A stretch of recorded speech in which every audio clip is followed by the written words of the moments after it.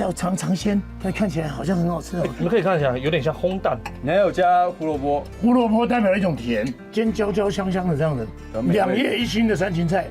原来菜可以这么稀释，而且它野菜味道不会把蛋盖过去，彼此之间算是蛮和谐的，各自有各自美丽的存在，而且有不同层次的口感，而且里面它还有一点点蛋液耶，是不是没熟？有啦。半熟也不错。其实它还是有水分，菜里面还是会释放出一些水分在蛋里面。对，虽然他念的是陆军的学校，当的是军官，但是呢，他对吃有一套，有研究。再来是狮子头吗？其实它是一个。对，就是狮子头，但是其实没有啦，其实它是意式的牛肉丸，那我把它做比较大颗一点，会搭配着台式的香肠加在里面呢。学分子料理，把香肠剖开，把里面的肉拿出来煮酱，我要它的熏味，把培根代替掉。哦，里面是牛肉丸，但是酱是用香肠，对，酱是用猪肉香肠去做的。哇塞！来到这一口吃了，一定很美味。哦，它的酱其实蛮意式的，番茄意大利面的酱，香肠的那个香气蛮十足的。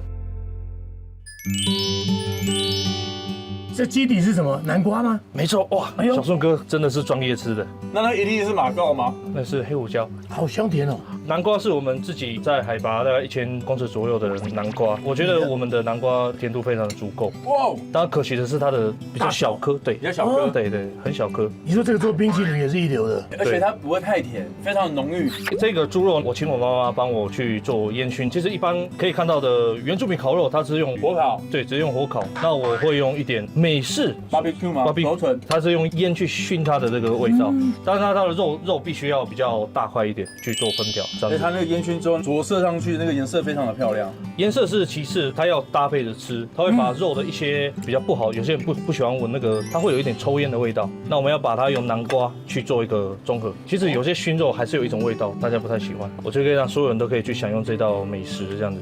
肉质中间是很鲜嫩的，这个是我对你们的爱了。有，我感受得到。对，而且吃这底部还有一点焦焦的感觉，这个很赞这个香肠，这是一种享受啊！香肠抹了这个南瓜酱，真的是太美了。以后我要这样做了。我菜单还没有出这个，就是真的 for you 的哦。它怎么像在吃下午茶的感觉啊？真的，而且我对它这个酱真是有点着迷了。因为第一个，你那个打的速度一定要到一定的 RPM 转速，哎呦，它的浓稠度才出来。你看不会滴下来，有没有？对啊，真的，你看我停不下来。我感觉它是可以加任何的。对啊，我想鸡肉也这样的，加来沾这个。它其实是可以加我们意大利面，南瓜意大利面，哇，那真是美呆了。它的寿司可以换成这个，而且是阿里山的南瓜。就这么决定了。不过颜色的话，它会有点像路边的那个黄金，所以我后面才不做这个南瓜。对。我刚刚是衣服有跟它配套是。OK， 鸡肉切一下。那这个是店里面的招牌，奶油熏鸡也好，烤鸡也好，我会随心所欲的变化。